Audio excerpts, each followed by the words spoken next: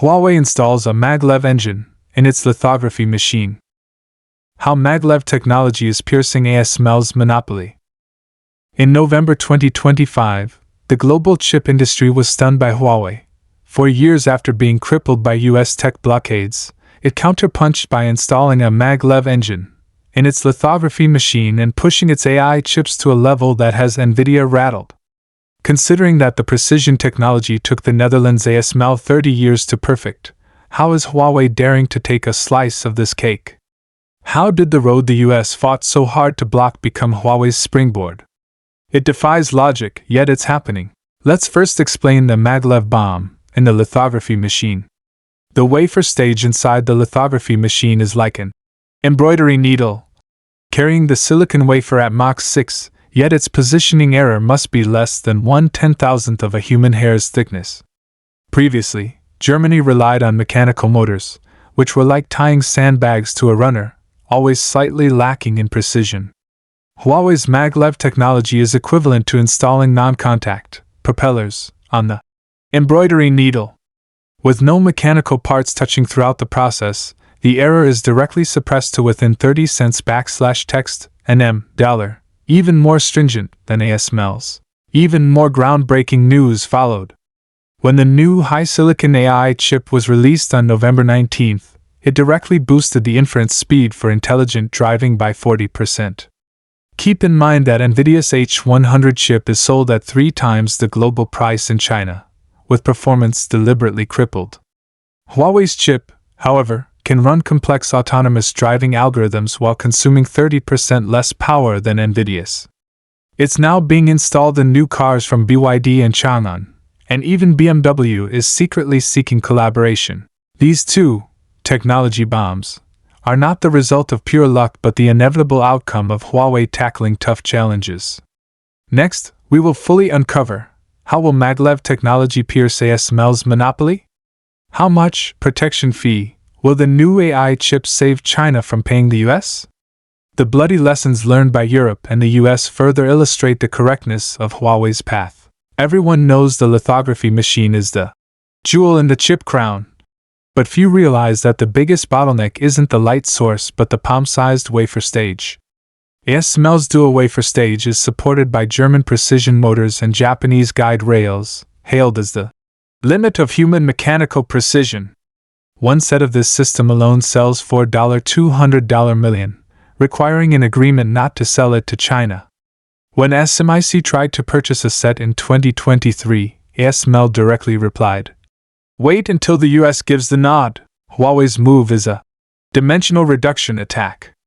It bypassed traditional mechanical drive and used Maglev technology to make the wafer stage run suspended, just like a Maglev train has no wheel friction, making it fast and stable. Patent data shows that the dynamic positioning accuracy of this device reaches 28 cents /text $, double that of ASML's 50 cents /text $. Even more powerfully, it doesn't need to rely on Zeiss lenses from Germany to compensate for errors.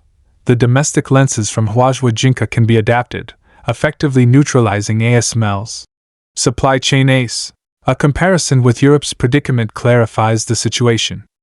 Germany's Zeiss, to maintain its lens monopoly, invests €1.2 billion annually in R&D, yet in 2024, it was exposed that core technical personnel were leaving because the US restricted its cooperation with China, causing a 30% plunge in revenue. The situation is worse for the Netherlands ASML. Q3 2025 revenue dropped 22% year-on-year, with the CEO lamenting, "Without the Chinese market, we cannot survive." Huawei's patent bomb directly slashed the cost of core components for domestic lithography machines by 60%, pushing SMIC's N+2 process yield to 82%. Commentary: Huawei's Maglev breakthrough essentially shatters the superstition that Western technical standards are unshakable. We used to believe that we had to follow ASML's path to succeed, neglecting the diversity of technological iteration. European companies were bound by the US to abandon the Chinese market, while Huawei found a new path through independent innovation. This is not just a patent victory but a wake-up call to the global tech industry. Monopoly only hinders progress. Open innovation is the right way. The domestic lithography machine industrial chain is already in motion, with expectations to mass-produce a fully autonomous $28/text (nm) lithography machine by 2026. This is the real meaning of cannot be choked, cannot be suppressed. If the lithography machine breakthrough is a game changer, the new AI chip is a counterattack.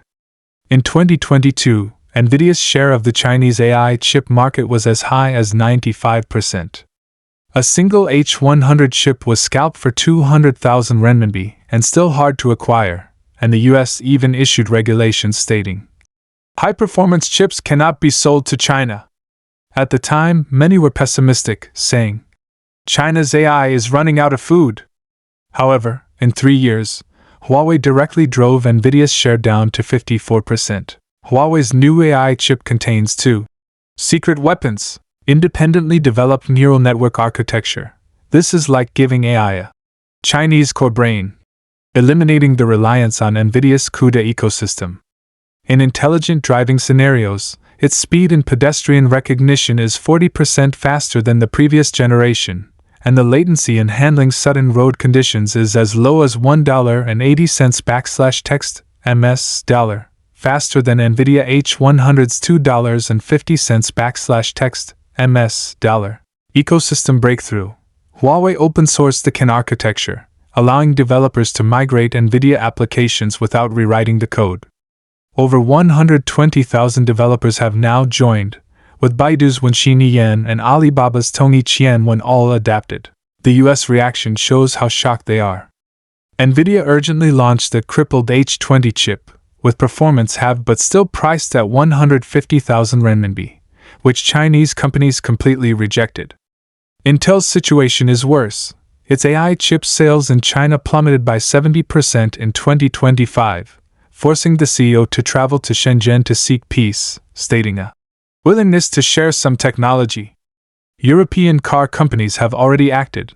BMW announced in 2025 that its new generation of electric vehicles would all use Huawei's AI chips because they are better at understanding Chinese road conditions and have 40% lower adaptation costs than Nvidia's chips. Commentary. This wave of AI chip counterattack is most gratifying because it shatters the US illusion that technological blockade can effectively choke. Nvidia previously earned huge profits through its ecosystem monopoly but forgot that the essence of technological innovation is to meet demand. Huawei focused on optimizing for the pain points of the Chinese market, making its chips more relevant than Nvidia's general-purpose chips in scenarios like intelligent driving and smart cities. The domestic AI chip camp has now banded together, with Cambricon and Hygan information all interconnected with the Huawei ecosystem. This unity of strength is making US blockades increasingly ineffective. It also proves that as long as the direction is right and investment is sustained, no obstacle is insurmountable. Huawei's breakthrough is not a solo effort. It is backed by the collective awakening of China's technology industrial chain. We used to envy the Western model of division of labor, such as ASML for assembly, Zeiss for lenses, and US Cymer for light sources. But now we realize that this model is vulnerable to political intervention. In 2024, the US forced ASML to stop exporting DUV lithography machines to China, even against the Dutch government's opposition.